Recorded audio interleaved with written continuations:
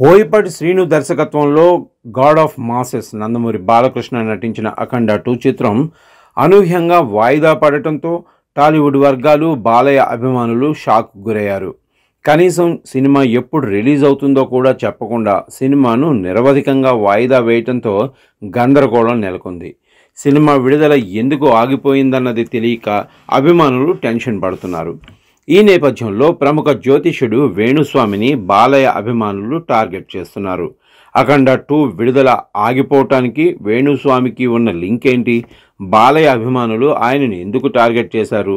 ఈ వివరాల్లోకి వెళ్తే, తొలుత యూట్యూబ్లో పలు టీవీ ఛానల్స్లో జాతకాలు, పంచాంగం, రాశిఫలాలు అంటూ చెప్పుకుంటూ సాగిపోతున్న దశలో నాగచైతన్య, సమంత సహా కొందరు సెలబ్రిటీల విషయంలో వేణుస్వామి జ్యోతిష్యం ఫలించటంతో ఆయన రాత్రికి రాత్రే ఫేమస్ అయిపోయారు.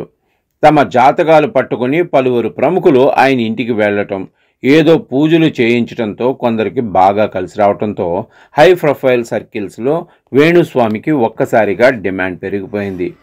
జాతకాలు చెప్పమని, కామాఖ్యలో ప్రత్యేక పూజలు చేయించాలంటూ ఆయన దగ్గరకు సెలబ్రిటీలు ఎగబడ్డారు. అయితే ఈ టైం ఎప్పుడూ ఒకలా ఉండదు కదా. గత కొద్ది నెలలుగా వేణుస్వామి ఏది పట్టుకుంటే అది ఎదురుకొడుతుంది. ఆయన చెప్పిన జ్యోతిష్యానికి పూర్తిగా విరుద్ధంగా రిజల్ట్స్ కనిపిస్తూ ఉండటంతో జనం ఆయనను ట్రోలింగ్ చేస్తున్నారు. తొలుత పాన్ ఇండియా స్టార్ ప్రభాస్ జాతకం అస్సలు బాలేదని, బాహుబలి తర్వాత చేసే సినిమాలు ఫటవుతాయని వేణుస్వామి చెప్పారు. ఆయన చెప్పినట్టుగానే రాధేశ్యామ్, ఆదిపురుష్ వంటి మూవీస్ బాక్సాఫీస్ వద్ద బోల్తా పడటంతో సినీ జనాలు, ప్రేక్షకులు నిజమేనని నమ్మారు. కానీ ఎప్పుడైతే సలార్, కల్కి సినిమాలు వసూళ్ల వర్షం కురిపించాయో అప్పటి నుండి ప్రభాస్ ఫ్యాన్స్ చేతుల్లో వేణుస్వామి బుక్ అయ్యారు. ఇవే కాదు, తెలంగాణ, ఏపీ అసెంబ్లీ ఎన్నికలు, ఐపీఎల్ విషయంలోనూ వేణుస్వామి చెప్పిన జోస్యం ఫలించకపోవడంతో అప్పట్లో ఆయనపై దారుణంగా ట్రోలింగ్ జరిగింది.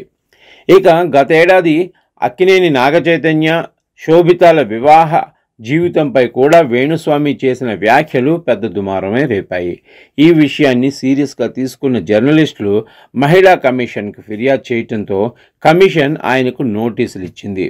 ఈ నేపథ్యంలో తాను ఇకపై రాజకీయ, వ్యక్తిగత జాతకాల జోలికి వెళ్లనని వేణుస్వామి స్పష్టం చేశారు. దీనికి అనుగుణంగానే సమంత, రాజ్ నిడుమూర్ల పెళ్లిపైన వేణుస్వామి స్పందించలేదు. 2 రోజుల క్రితం ఓ హోమం చేస్తూ వీడియో పెట్టిన వేణుస్వామి కీలక విషయాలు వెల్లడించారు. సమంత, రాజ్ నిడుమూరు పెళ్లి, వారి వైవాహిక జీవితంపై తాను మాట్లాడనని స్పష్టం చేశారు. అయితే తాను 3 రోజుల నుంచి బగళాముఖి అమ్మవారికి ప్రత్యేక పూజలు, హోమం నిర్వహించానని చెప్పారు. త్వరలో రిలీజ్ కానున్న ఓ పెద్ద సినిమా విజయం సాధించాలని బగళాముఖి అమ్మవారికి హోమం నిర్వహించానని వేణుస్వామి వెల్లడించారు. అయితే ఆ పెద్ద సినిమా అఖండ 2నే అని అందరూ నమ్మారు.